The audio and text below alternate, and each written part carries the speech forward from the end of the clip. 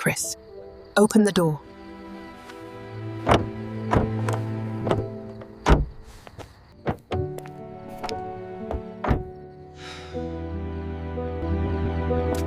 Sit.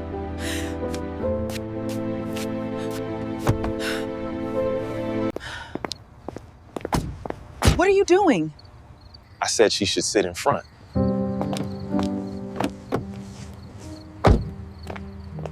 She got into the front seat, closed the door, and for the first time that day, she didn't feel like she was asking for space. She had it. Chris walked around the car, got into the driver's seat. His hands rested on the steering wheel, but he didn't start the engine. Not yet.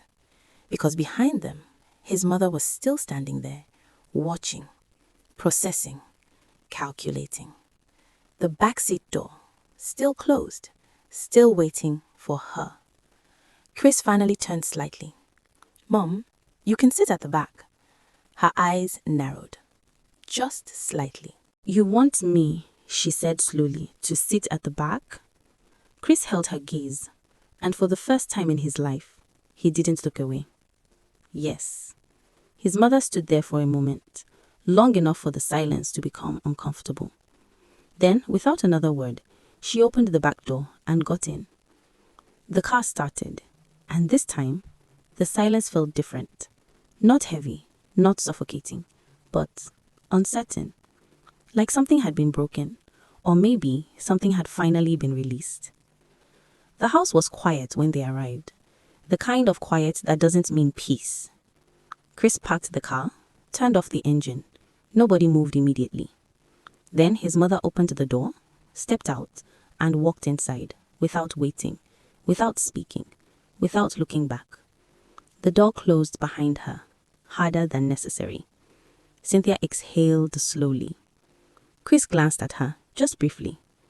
"I'll handle it," he said, but even he didn't sound sure. Morning came quietly, but the house didn't feel normal. It felt different. Cynthia woke up early, as usual. Carefully, her body still heavy, her movements slow. Started sweeping. Small motions, gentle, routine. But her mind wasn't quiet. Something from the day before still lingered. She reached under the bed to sweep and paused. Her fingers brushed against something hard.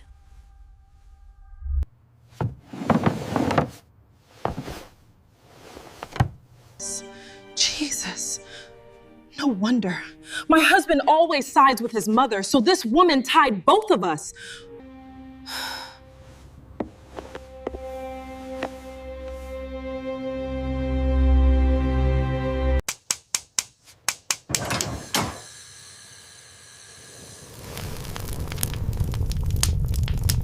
The wood caught. Fire spread slowly. Then faster. Crackling. Breaking. Turning to ash. Cynthia watched it burn. And as the last piece collapsed into flame, from the other room, "Chris!" Her voice cut through the house. Sharp. Familiar. Commanding. The kind of voice that had never been questioned. Until now. Chris stood still for a moment, like his body remembered something, even if his mind was still catching up. Then he replied, "I'm coming." His mother stood in the living room, arms folded, waiting. When he stepped in, her eyes scanned him quickly, measuring, testing. "Why is the house still like this?" she asked. "Did I not tell you what needs to be done this morning?" Chris frowned slightly. "I'll get to it," he said. A simple answer, but not the one she expected. Her eyes narrowed. "You'll get to it," she repeated slowly. "Yes," he replied. From the kitchen doorway, Cynthia watched, quietly, the broom still resting lightly in her hand. She didn't interrupt. His mother stepped closer, lowered her voice. That same tone, the one that had shaped him for years. "Chris," she said softly, "don't start what you cannot finish." Silence. Chris looked at her, really looked this time. "I'm not starting anything," he said. His mother didn't respond immediately, because for the first time, she didn't have a ready answer. She turned, walked away, but her steps slightly faster than before. She banged the door behind her. She moved quickly now, not rushed, but purposeful. She went straight to the bed, dropped to her knees slightly, reached underneath. Her fingers searched. Familiar, certain, confident. Then she paused. Her hand moved again, slower this time. Then again, nothing. She reached deeper, moved things aside, checked again. Still nothing. The carved wood gone. Her head lifted slowly, eyes sharp, mind racing. She stood up, slowly but dangerous. "Cynthia!" she shouted. Cynthia stood still. She had already heard the shift in the house. She simply placed the broom aside, wiped her hands slowly, then turned. His mother stood at the entrance, watching her, focused, direct. "Where is it?" she asked. No greeting, no explanation, just that. Cynthia tilted her head slightly. "Calm. Where is what?" she replied. For a second, they just looked at each other. Then his mother stepped forward. "Closer. Don't play games with me," she said quietly. "You know exactly what I'm talking about." Cynthia held her gaze, didn't flinch. She said, for the first time, something broke across the older woman's face. "You did what?" she asked, her voice still low, but no longer fully controlled. Cynthia stepped forward, just once, hand resting gently on her stomach, protective, grounded. "I said I burnt it." "You had no right," his mother said sharply. And there it was, the first crack in her control. Cynthia's expression didn't change. "No," she replied quietly. "You had no right." "You think this is a joke?" his mother said. "You think you understand what you are doing?" Cynthia shook her head slowly. "No, I understand exactly what I've been living in." From the hallway, footsteps. Chris. He had heard enough. He stepped into the kitchen, looked at both of them. The tension, the distance, the truth hanging in the air. "What's going on?" he asked. Neither of them answered immediately because both of them knew. This moment was no longer between them. Cynthia turned slightly toward him. "Ask your mother," she said. Chris stood there, looking between both of them. But this time, something inside him had shifted. Not loud, not dramatic, just clear. His mother was the first to speak. "Your wife has crossed a line," she said quickly, her tone sharp again, trying to regain control. Cynthia didn't interrupt. She didn't need to. Chris looked at his mother, then at Cynthia. And for the first time, he didn't feel confused. Maybe that line needed to be crossed, he said. His mother stared at him like she didn't recognize who was standing in front of her. "Chris, be careful what you are saying," she replied slowly. "You don't understand the kind of woman you married." His mother turned away sharply, walking back into the living room. But this time, her steps weren't controlled. There was urgency in them, something unsettled, something exposed. Chris remained where he was for a moment, then turned to Cynthia. "What did you mean, you burned it?" he asked quietly. Cynthia looked at him, really looked at him. This wasn't the man who avoided her eyes in the car. This was someone trying to see clearly. "Something that had no place in this house," she replied. He didn't fully understand, but he felt it, the weight, the truth behind it. And strangely, his chest felt lighter. From the living room, a drawer slammed. Both of them turned. His mother was moving quickly now, searching, opening things, closing them harder than necessary. The sound alone said everything. Then her voice came again, louder this time. "Chris!" His mother appeared again, her eyes sharper now, her calm beginning to crack. "Come here," she said. Chris walked forward slowly, but not with the same obedience as before. More like someone choosing to respond, not someone being summoned. "What is it?" he asked. She stepped closer, lowering her voice again, trying one last time to pull him back into that familiar space. "Something is not right in this house," she said. "I can feel it." Chris glanced briefly towards Cynthia, then back at his mother. Maybe something has finally become right, he said. That landed hard. For the first time, she didn't have a quick response. Cynthia stepped forward slightly, her hand resting on her stomach again, calm, grounded. Whatever was controlling this house is gone, she said quietly. His mother's eyes snapped to her. You think you've won? She asked. Cynthia didn't smile. She didn't react emotionally. No, she said. I just stopped losing. Silence filled the room again, but this time it wasn't heavy. It was shifting, changing shape.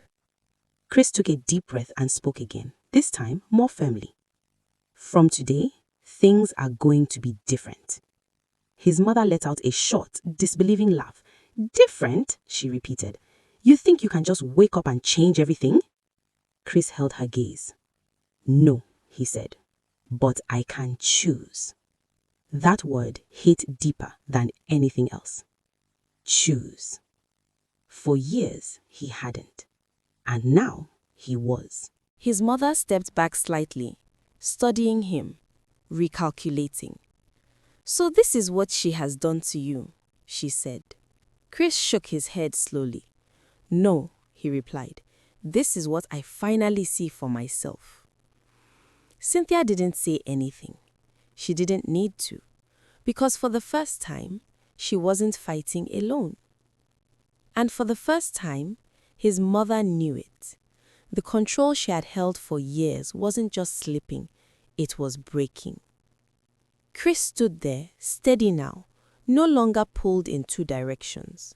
His mother watched him, waiting for him to bend, the way he always had. But he didn't. This is not how I raised you, she said, her voice low, controlled. Chris nodded once. I know, he replied. That's why I have to do better. That was it.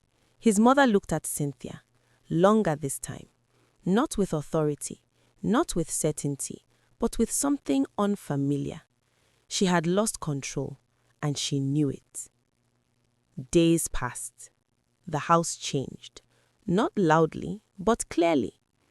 Chris made his own decisions. He listened to Cynthia. He stood beside her, every time.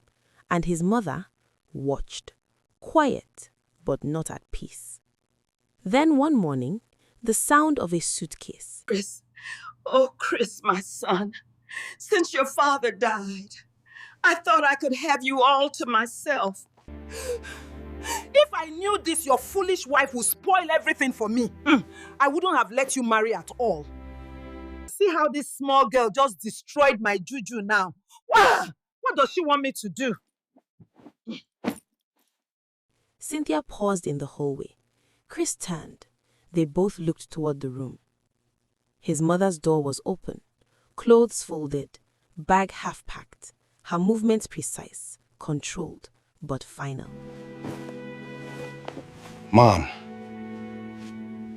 what are you doing? I think it's time.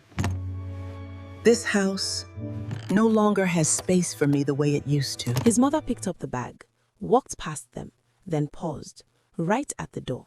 She turned slightly, looked at Cynthia, then at Chris, and for the first time, her voice carried no control, only acceptance. Take care of your home, she said. She stepped outside, and this time, no one stopped her. The door closed behind her, and just like that, the house felt different. Weeks later, Cynthia lay in the hospital bed, breathing through the pain, Chris beside her, holding her hand, not stepping away.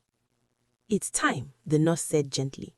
And after everything, after the silence, after the fights, a cry filled the room, strong, clear, alive. It's a baby boy. Cynthia closed her eyes briefly. Tears slipped down her face, not from pain, but from everything she had carried to get here.